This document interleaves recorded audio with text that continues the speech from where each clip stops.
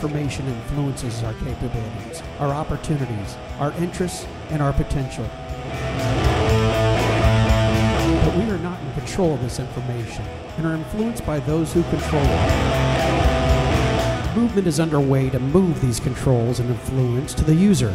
What is possible when we are connected and in control? This is the quest. This is the emergence. Welcome to the emergence, where the question is asked, what is possible when we are connected and in control? Hi, my name is J. Paul Duplantis, and I'm the host of the emergence. And today's episode is going to focus on human potential. I'm actually standing next to a running stream here, a river in Cottonwood, Arizona, and out here in the woods. And there's something about the flow of water that really inspires thought with me. And I thought that while I was on my little vacation here, I would find a stream and lay down an episode, possibly. We'll see how it goes. But what attracts me to the flow of water is the flow. And I really can make a connection with human potential and the flow. I do believe that at some degree, the way that we are, and historically the way that we've been, with the way that the work silos are, the way that the free market is built, is that to some degree our flow is restricted. The flow of what resides within us. There's barriers that are built, there's dams that are built, there's filters that are put in place that limit our full capabilities of what resides deep within us. So that flow is always something that attracts me, something I meditate on, and something that I believe is important. So what are the potential that would flow inside of you? Is your work, where you're working, is that really exercising that potential? Are these systems of traditional 9 to 5 and 10-hour days working for one company, is that truly exercising the breadth and the depth of our potential? Not saying that we do away with regular conventional work. I'm saying, especially as we move forward with technologies replacing a lot of our skills that we're able to provide, we do need to look for other ways to be able to beat out what technology can do for us. Beat out what technology is going to replace us is what I wanted to say. And what is that? I guess the first way to do this is to define what these potentials are. What is the potential? What is the capabilities that we have? To really have a discussion about that, to have a discovery of what these are. And then, even though technology can replace us, technology can augment us. Technology can actually be our best friend if it's built right, if it's built decentralized, and if it's built more resonantly. There's a lot of technologies that could help us discover our potential and align that with providers of services and goods. I don't believe that the market is built that way. I don't think that because in the short term gains of the way that the market's built right now is there's not a lot of tolerance for people discovering their potential, because it's about how much the provider can make, how much profit can be made. And that is the tenets of capitalism, especially what has grown to be what we see as capitalism today. I don't believe that that's what was originally intended as the free market, but it is grown to that, where shareholder value is more important than operational performance, and speculation is more important than the value of the effort provided by the provider. So there's these things to where the free market has evolved into a place to where it is constricting our potential. Our potential to be individuals, to express ourselves individually. So whether it's something that you think that's unique, so whether it's something that you can create as artwork, as music, as a skill set. Maybe that's something that you do, that you have a specific skill set at labor that you're really good at and you're very passionate about and you love to do it, but there are no opportunities that you can find that really will tap into a combination of the ability of you to apply that skill as well as who you are as an individual. Will the demand of the labor listen to the potential of who you are as a person? And I can hear people arguing on that capitalism doesn't need to listen. People need to listen to the needs of what capitalism is given us. So to be able to create furniture, you need to have laborers to build the furniture. Well, In the future, robots are going to do that. And in the next 20, 30, 40 years, less and less of that is going to be on the human and more on the automation.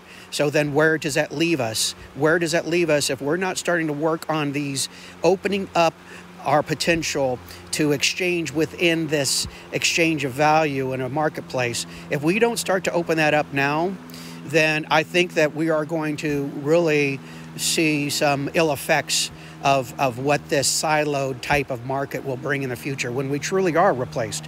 When many of the capabilities of a law office will be replaced by AI, when welding will be replaced by robots, when, I mean, it goes on and on and on. Kitchens will be replaced by artificial intelligence as well as robotic limbs preparing food and actually identifying combinations that meet with the individual's palates more than possibly what an individual could do. So where does that leave humans? Well, what I believe we need to do over the next 10 years, 5 to 10 years, is truly explore where this exchange could be, where this potential could lie within ourselves, to understand that, to bring that up, to bubble that up, so that then we can start to build technology to harness that so that we can have a true exchange of potential, of creativity, and what we are best served to do and to fulfill ourselves, not just to fulfill a profit. You know, you got to think about that. You work 8 to 10 hours a day. Some people work 12 hours a day. That's half of your life that is built to create revenue for other businesses. That's half of your life. And when you sleep a quarter of that, what is left? Really, I mean, there's people that love what they do. I have no problem with that. But how about the rest of the people? Are there opportunities for people to be more engaged in what they're doing, to be truly fulfilled in what they're doing, to be able to generate money and to be able to generate money for the market? There's no problem with that, obviously. I'm talking about generating money for the market, but I'm talking about generating money for the market for the benefit of the stakeholder as much as for the owner and the shareholder. That's what I'm talking about. And for the more or less the overall collective of what are we doing for society? Not in a Marxist doctrine way, but in a way that you explore the full potential of labor and what it can bring to the systems of business and government, so that we're not sacrificing the capabilities of the individual. And you're not sacrificing the system either, because that's the thing that I've been battling with what I've been reading and researching, is that we don't want to overturn, that's my own personal opinion, is that we don't want to overturn systems of business. We don't want to overturn systems of government, because that has been explored before and that never works out well. But another thing we don't want to do is have this safety net of what capitalism is bringing currently, and this bureaucratic nightmare of politics that we see in America as well as throughout the world, is that we settle because we want to be protected. We want to be able to make sure that we have our freedoms protected by this veil of bureaucracy. I don't agree with that either. I really don't. And to me, the path forward is over the next decades is to truly explore the ability of the individual to work within systems of business and government, to where they are fully, and at least more fully tapped into with their capabilities and their potential. I have a friend that I work with down in one of our dealerships down in Apache Junction, Ryan, and we were talking about this, and I was talking to him about me working on a potential episode, and it is really difficult to put your arms around the fact of, he was saying that, well, I'm a mechanic and that's what I do. And so it's up to me to be able to go out and find something else. Well, that is true, but is it, what he was trying to get from me is that, okay, what are these examples of my potential? What are they? And I had to ask him, like, you tell me, what are you good at? I mean, that's fine if he wants to be a mechanic and grow and become a really good mechanic. I have no problem with that. I'm not trying to get him out of a job.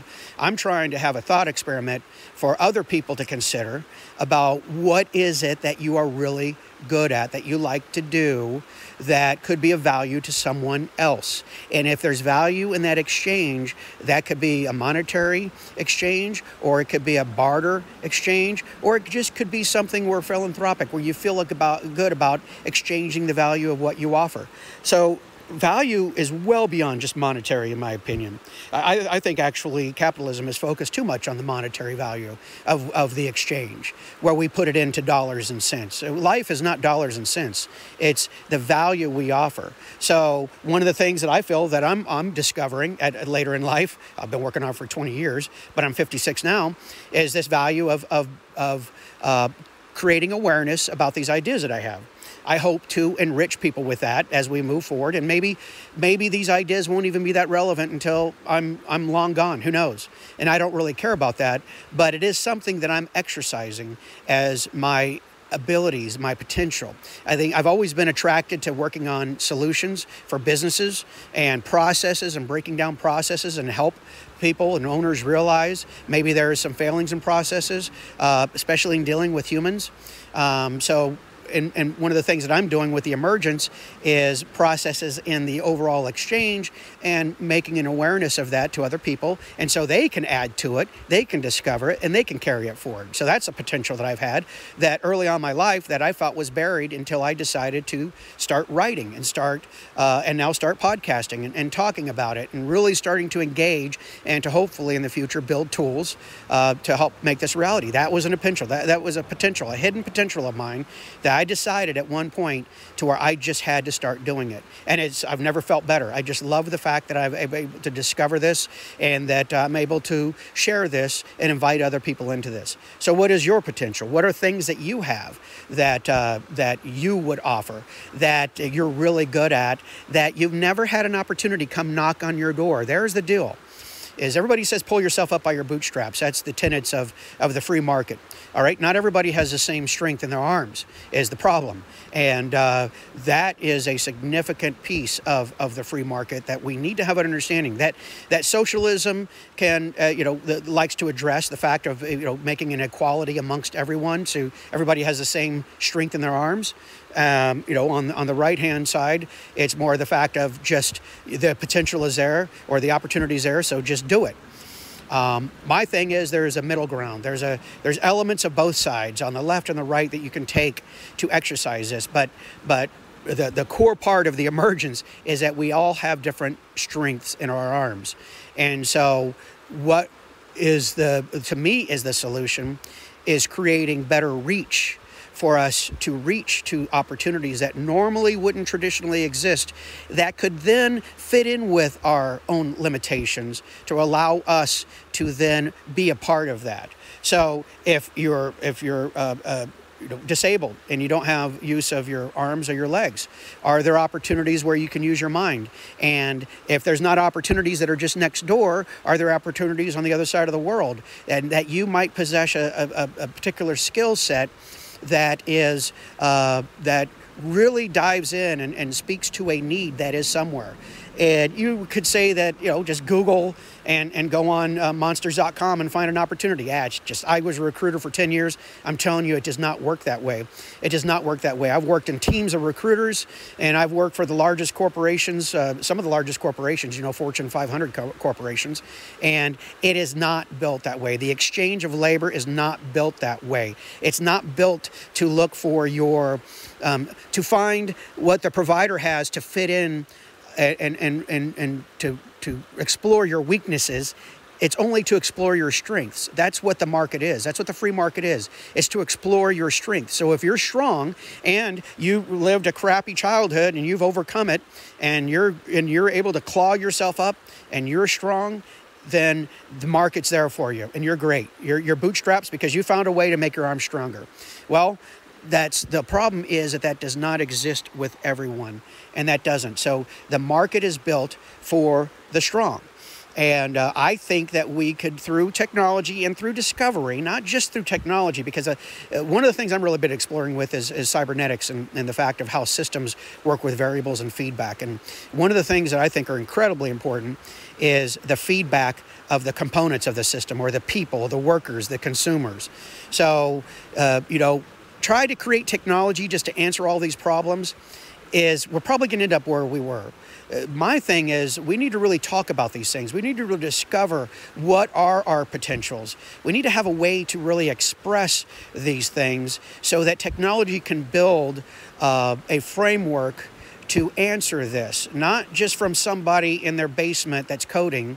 I'm talking about more of a collaborative effort, maybe from the community side, to really dig in and find out how we can tap into the individual's potential to serve the systems of business and government more effectively so that the systems thrive and the individual thrives. Right now, there's governors and systems, the administrators, the bureaucratic layer, managers, VPs, presidents, CEOs that I believe are can be the barriers to our potential. The hiring managers, I've faced this as a recruiter of the administrators in front of the hiring managers that are looking at resumes and turning them down because you had 6 months gap in your employment. One of the most ridiculous things I've ever witnessed in my life, and one of the reasons why I'm out of recruiting, because it was such an incredible shell game to me. Some of my best placements were unconventional. And, these people making a lot of money. And, hiring managers did not want to hire these people, but I had to dig in and to find the value in the individual and then have a conversation with the hiring manager to express that value to make that relationship. Now, can automation more or less do that as well? I believe so. There's a lady that I've been following lately. Her name is Vivian Ming, M-I-N-G, with Socos Labs. And I was listening to a podcast of hers where a company that she was a lead scientist on called Guild, and talking about what they did is that with a recruiting algorithm, AI, artificial intelligence, that was able to predict the capabilities of a candidate, and be able to, based on their resume and based on their profile and based on their interactions on social, they were able to come up with more of an algorithm that was truly able to align them with potential employers. And she said something that really resonated with me. She said that the people who engaged with it, the recruiters, did phenomenal, but the vast majority of recruiters defaulted to traditional looking at resumes and putting it into the administrators so the administrators could go with the hiring managers. And I find that is hilarious because it is true. I've worked for agencies and I've worked directly with corporations as a consultant, and that's where we are. And, she had made a reference to something that was so incredibly powerful to me. She talked about the tools that she builds more or less is broccoli, and as opposed to brownies. So, as you're a recruiter, you're just looking you want to make $1. Do you really care about the value of aligning talent with a provider, with an employer? You want to get the brownies made. You want to feel good. You want to taste the sweet taste of success, where these algorithms and these sophisticated algorithms that are really digging deep into human potential are broccoli. So her point was that she needs to make tools to make broccoli taste better. And really that is kind of where we are. And my point is the fact of to be able to create these systems, though, and she had mentioned this as well, is that it needs to be built off of the feedback of what we bring into the system. So we need to have conversations about what this potential is, who we are, and how we can build these frameworks to align with employers. And what she built with Guild, I've been trying to research that. I'd like to find more about it. Those are the things that we need to build. Those are the things that we need to do to where if somebody can make $10 a day exchanging something in Indonesia or in Nebraska with something that they can do and they're fulfilled when they do it, and maybe they go to their regular job and they found something that really they are passionate about. I don't care if it's weaving a basket or if it's singing a song, but if there was something to where they are fulfilled when somebody buys something from them or exchanges something or somebody feels better about what they provided to the other person, That's validation. That's validation that can help you then internally grow individually and then move to that next layer. And maybe that person who's weaving a basket in a unique way that somebody in Indonesia really likes, maybe that's something that grows and that they discover a new skill that they had no idea existed. It was something that was an internal, but because of that exchange opened it up outside of traditional silos, they were able to explore it, be validated by it, and grow it. And maybe that person, then that's what they do. And there's all these things that can be done. What is it that resides within you? I mean, I've got an example for myself. One of the things, I'm a marketing director at work, and I help with information systems, and I help with a sales department. I work directly with the owners. One thing that I've been doing lately is that I've been washing our side-by-side units, utility vehicles, in the morning. I don't do it all the time. There's a couple reasons why I did it. One was to show the sales team and to lead by example that I can get out there, because the units were dirty in the morning and I hated seeing it and people weren't doing it. So, I'm going to get out there and do it.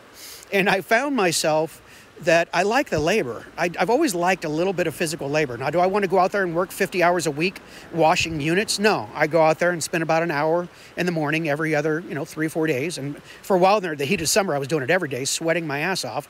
But sometimes I like labor. I like the sweat. I like the feeling of being engaged with something. So, some people just like to do labor. Some people like to work on engines. Some people like to just get dirty.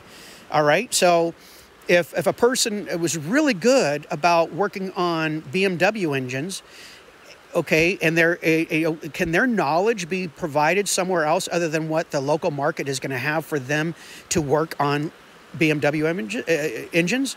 Is, especially in the future, could their knowledge be used for virtual reality augmentations to where they could help in mapping out how to debug an engine in a unique way that a piece of virtual reality software could use for other people to use. Or they could be the one to give the demonstration for teaching. The way we think about it, if you really like to fix BMW engines, is your only path in the future. That's something that drives you. You're passionate about it. You love it. You love to get dirty and you love to think about these things. Is the only path what's physically going to be available to you to work on an engine at a local car dealership or motorcycle dealership for BMWs? Is that the path? And is that really the best expression of labor? I really don't feel it is, because it's when you limit these things to only the locality, the chances of something that's going to fulfill your true potential are going to be muted. It's just the way that it is. Now, I love working for local. There's no problem with that, and maybe you can supplement it. I don't know, but I always say this: is that what are the chances the things that are most inspiring to you are going to be your next door neighbor, are going to be next door to you? It's not the way that it works. And the problem is this connection that we have today, this connection that we see currently, is highly driven by the provider. It's highly driven by the provider of the services, the provision of the services, as opposed to the provision of the labor. So a lot of these controls and the flow of information, the flow of labor, are highly centralized. Now, if we could build these tools that are going outside these systems of control, conventional labor modes, I think that is the sweet spot. And I think that's incredibly necessary, because we need to find these skill sets that we have that robots can't replace. That is it. That is the core of the entire argument of discovering our human potential, is being able to go out there to where we can make a living and we can feel good about what we've done and the way that we have done it for the betterment of ourselves, our communities, and society in general. And what is wrong with that? What is wrong with that? And I think it starts with a dialogue, like I'm starting here. I'd like to have future episodes to talk to people about these things, and really I'd love to have Vivian Ming on someday and really talk to her and do a deep dive on that. and really start the conversation and start to find out where these ideas are coming from. Listen to people and how they would describe it. You know, I'd love to just sit down on an episode and talk to somebody, describe what their potential is, and really dig deep. And then invite people to build technology around this feedback. That is the future. That is the emergence. That is being able to harness the potential of our labor to work within systems more effectively, to help validate ourselves as well as validate the communities around us. And it's this from bottom-up approach that the emergence really speaks to, and I think that's going to be a valuable piece of the future. I'm hoping it is, and that's what I'm going to fight for. That's one of the elements that I'm working on, and the emergence. It's not the only thing, but it's definitely one core piece of this, is a major piece of this, is exploring human potential. And finally, it's not only about the money that you make. Your potential could be on the fact of helping someone else that you're validated. Maybe you part of your time is finding that one thing, whether it's animals, helping animals, and finding, working for a shelter, that this shelter or this virtual shelter, whatever it is, that really speaks to who you are as a human being, where you don't feel like you're just there as a widget. You feel like you're there, that they are tapping into who you are as an individual and what you can bring to the table. And whether you're helping a homeless person in your community, whether you travel around and you find people to help, animals, the environment, or businesses. There's a lot of people where you go and help, on the things you've learned, you help other small businesses that really revs you up. The Small Business Association does a lot of that. But I've been on the SBA site, and I'm telling you, they could use some of these more advanced tools. That's the thing, is that we need to build these tools that are going to harness these capabilities, harness our human potential, so that we can, first of all, not be replaced by robots, because I tell you, people, that is coming. Yeah, that's going to be a wake-up call in the next 10 to 15 years. It really is. We're going to be amazed at how many things are going to be replaced. So we're going to have to find these things to where we can make a living and be validated and be a part of the community, because we're always going to need to work. People want to work. This whole thing, I agree to some degree with the UBI, Universal Basic Income, but people want to work. They want to exchange value. So if the government gives you a minimum amount of income to survive, I've had this argument with a couple of people. I think that we should have some exchange for that money. We should not just be given the money. And if we don't have access to our limbs, our legs and our arms, then we find ways to harness our minds, and that can actually, we can get the money in exchange for what we offer at a very resonant level. So, and I do think that we might have to have some kind of UBI in the future, but my argument is it's got to be attached to something, because people want to work. I'm telling you. I mean, there's a percentage of people that don't, but I don't be misled about that. I truly believe that if people were tapped into their own individual potential, they have no problem working. And as long as it works around with some of their weaknesses, again, the market right now focuses on strengths. Why we should build a market that focuses on weaknesses and be able to bring things into them, and it can adjust to their weaknesses, so that we can rise up. We can bring people into the market, as opposed to more or less holding them down by just focusing on the strong. We need to focus on the weak. I don't know why that's such a hard concept. But that's it, and more or less in a nutshell, the episode of exploring human potential. So I'm sitting here by the stream watching the ducks feed in the stream here, and it's the flow, people. It's the flow, and let's work on getting those barriers out and letting the flow of our human potential find its way into the systems of business and government. All right, well, thank you very much, and I'll see you on the next episode.